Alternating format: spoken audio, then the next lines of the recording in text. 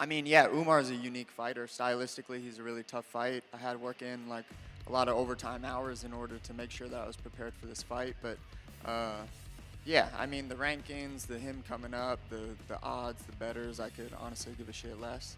I'm focused on what I'm gonna do on Saturday, and that's executing underneath the lights. And I like can't wait for that piece, man, because it's weird that people are counting me out for this one, but I just can't wait to prove all those people wrong. I don't think you're the sort of person who would be affected by this, but do you think some people just hear the last name, Nurmagomedov, and sort of psych themselves out before they even get in there and don't face the guy in front of them, but face the name behind them? Yeah, I mean, no one's seen me defensively wrestle ever, almost. Except for the situation with Sterling. That's what we'll call that loss, is a situation. The situation with Sterling and that was like 4 years ago. I was 2 years into my career.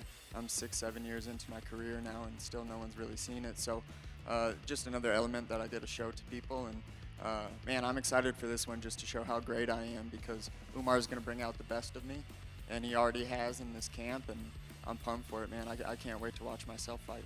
Is this this is the sort of fight where, you win this title shot, could win that. This is the sort of fight we might get a rematch down the line, because he's going to keep coming, and you two could end up being the two best in this division. Yeah, absolutely. I can see that. I can see that with a few of the guys that I fought in the division. The cream is kind of rising to the top in the division. A lot of fights are kind of working themselves out, and we're seeing who's better than who, and that's a pretty exciting spot to be in the division. But yeah, I think that Umar is going to be one of those guys that sticks around for a while, so I have to make sure that I'm extra mentally sharp and not giving him an inch in the cage on Saturday. Like I said, there's a little while to go before we can really start talking about this, but it does feel like your style, your skill set is starting to be appreciated more and more by fans, rightfully so. Sean O'Malley is who he is, and it feels like if that matchup did get made, it could be a massive fight in the bantamweight division. Do you agree? Yeah, absolutely. I mean, me and O'Malley is a fight that the fans really want to see.